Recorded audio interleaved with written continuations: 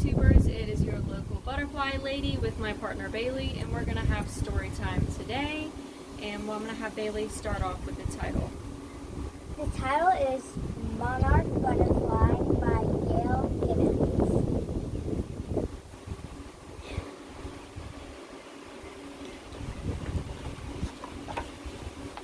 A monarch butterfly settles on the leaf of a milkweed plant.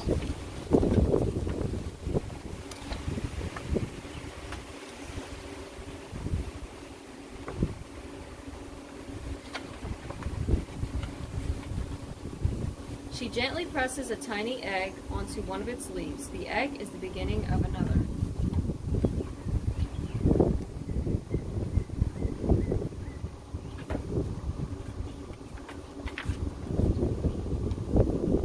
It's summertime in the north.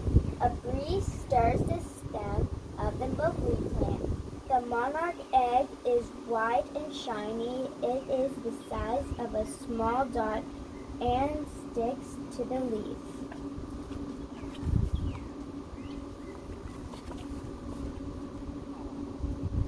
The egg is right there on that little leaf.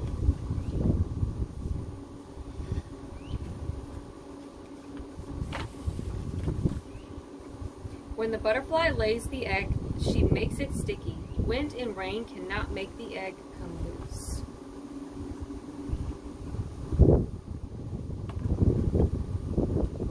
In a few days, the egg hatches. Out crawls a small caterpillar, also called a larva. First, the caterpillar eats the eggshell and then chews away at the milkweed leaf. The egg of a monarch is almost always laid on a milkweed plant. The plant will be its food. And there's the little caterpillar.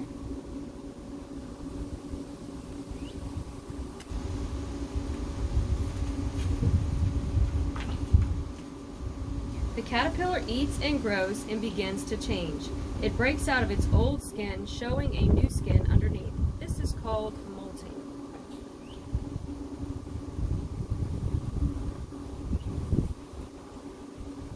For 2 weeks, the caterpillar eats and eats.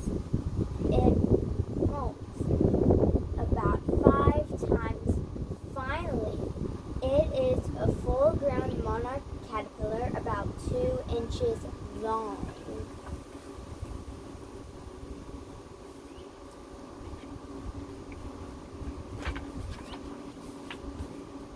Now something wonderful begins to happen. The caterpillar creeps to the stem of a leaf.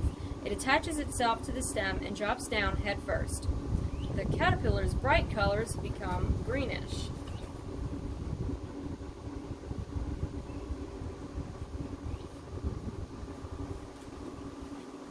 Then the skin splits and moves up to the top. The skin falls off. A new strange form appears. It is called the chrysalis, or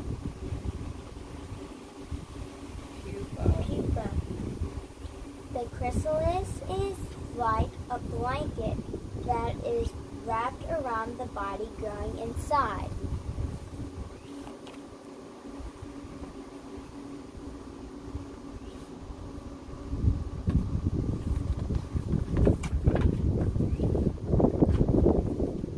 The chrysalis is long and soft, then it shrinks and hardens and becomes light green, decorated with gold dots inside. The monarch butterfly begins to grow.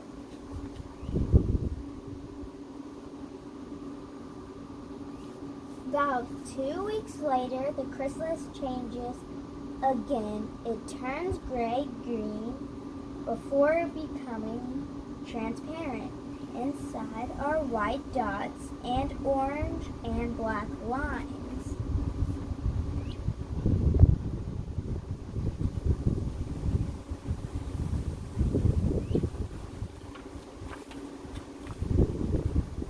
The chrysalis wiggles, then it splits open. The butterfly begins to pull itself out. The head and legs appear first, and then the rest of it slides out.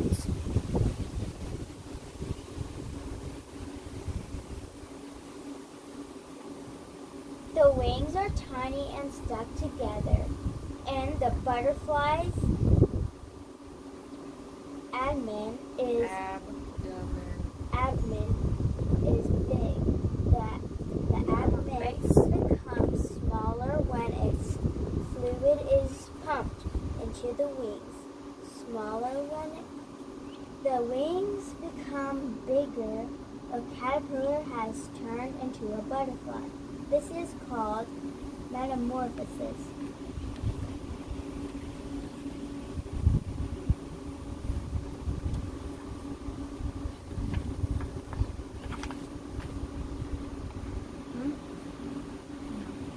The butterfly sits quietly for a few hours, waiting for its wings to dry and harden. At least they begin to move slowly and then beat faster and faster.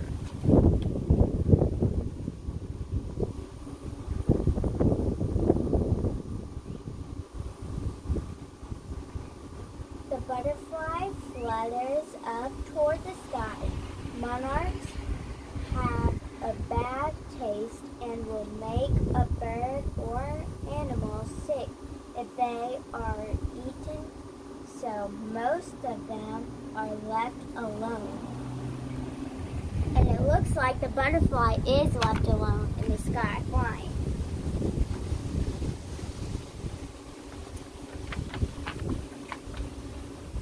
There are many parts to the butterfly. The scales of the wings make up the colors. The feeler or antenna is for touch and smell. The tube to the mouth is called the proboscis.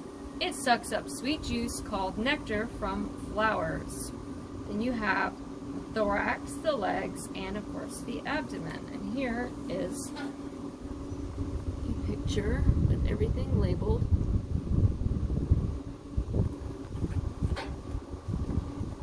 The monarch butterfly only flies during the day. When it rains, the butterfly stays dry, hidden under leaves. And it is true. I can see that one little butterfly hiding under the leaf. Your turn. Fall is on the way. Soon it will be cold. If the monarch butterfly doesn't fly south, it will die. Once again, it darts up into the sky. The butterfly will take a long trip to a warmer place. This is called migration.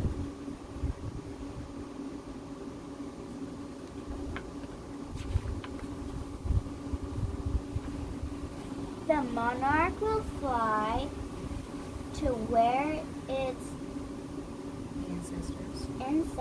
ancestors have always gone, sometimes to the very same tree.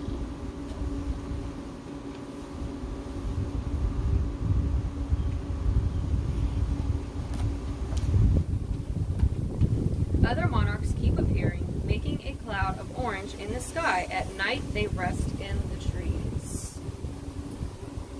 So some butterflies in a tree.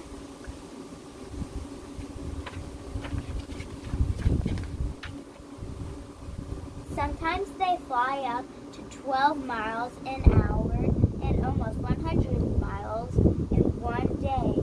There could be over 1,000 butterflies traveling together.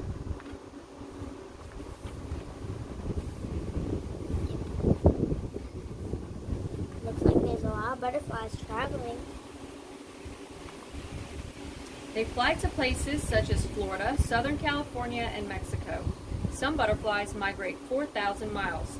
They will stay south throughout the winter. And there is a map of the migration route.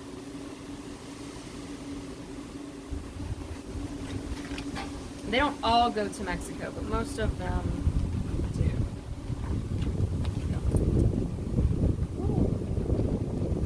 Some towns and cities are proud to have the butterflies visit them. They have festivals to celebrate their arrival. And as you can see, that but there's butterflies, and they're dressed up in butterfly suits. Children dress up for parades in butterfly costumes. Sometimes there's a band and visitors come from all around.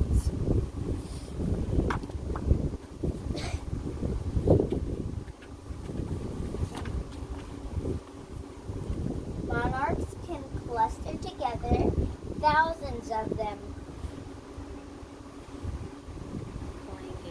clinging to one tree, a butterfly tree.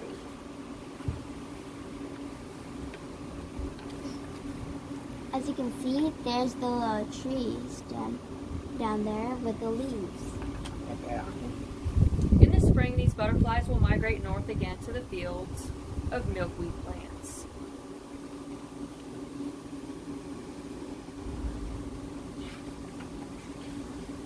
And basically the last few pages are how to raise a monarch butterfly.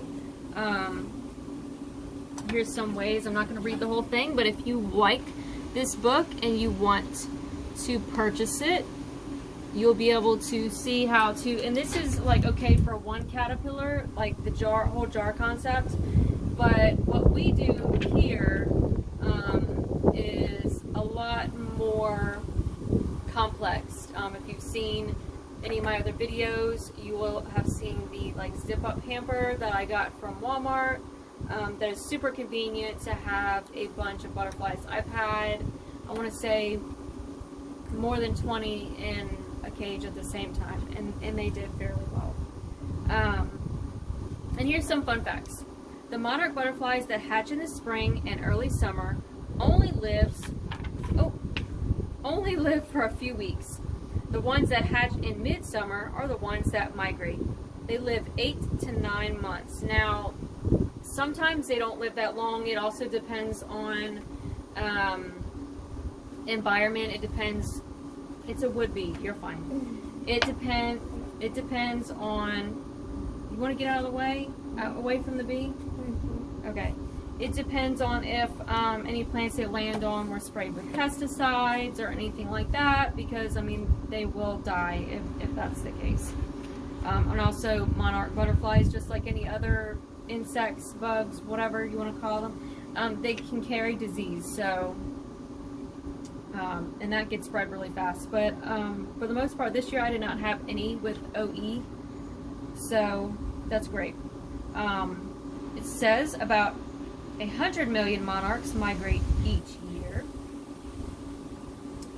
Some monarchs fly as high as 2,000 feet in the air. A monarch can have a wingspread of 3.5 inches. It's very windy down here in South Louisiana, if y'all haven't noticed yet. It's said to breathe In Santa Cruz, California, a monarch butterfly flag is hoisted the day before the monarchs arrive. It is flown for 6 months until the last monarch butterfly leaves for the north. Pacific Grove, California calls itself Butterfly Town, USA. The Monarch Project has volunteers that tag thousands of butterflies to track how fast and how far they fly. And I don't do that just because I really don't like the idea of trying to touch their wings because they're super sensitive. And they're like little flakes. So if you touch them, you know, a little bit too hard, it could rub some of it off, and you know, their wings could get a little messed up. And in Mexico, there are nature reserves where the monarch butterflies spend their winter. And I mentioned that in another video. If you look up monarch butterflies in Mexico, there's going to be a lot of information on that. There are a lot of people out there that are trying to keep the monarch butterflies alive, but that's why we do what we do, because in Mexico they can only do so much, and over here we're helping the population grow because they are pollinators. We need pollinators like honeybees, wasps, wood bees. You know, unfortunately some of these things we don't like, but butterflies they're really sweet. They don't bite, obviously, and they're very gentle, and they're just really pretty. So if you have any questions, feel free to ask. I'm not sure if the comment section is open or not, but yes, Bailey.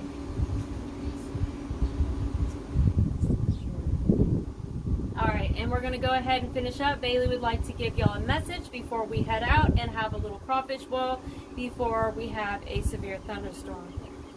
So make sure you like and subscribe. And Bailey also has her own YouTube channel called Bailey Cilano, Bailey Cilano, and she's got about 4 videos or so right now. 4 or 5. About 4 or 5 videos on there right now. So if you're a kid and you want to subscribe to Bailey, Bailey likes to do, she's a cheerleader and she does acro, so she can teach you guys some cool tricks and some tips on how to stay limber and fit. And if you don't know what acro is, a smaller word is actually tumbling. Yes, tumbling. Yep. And what's an example of tumbling?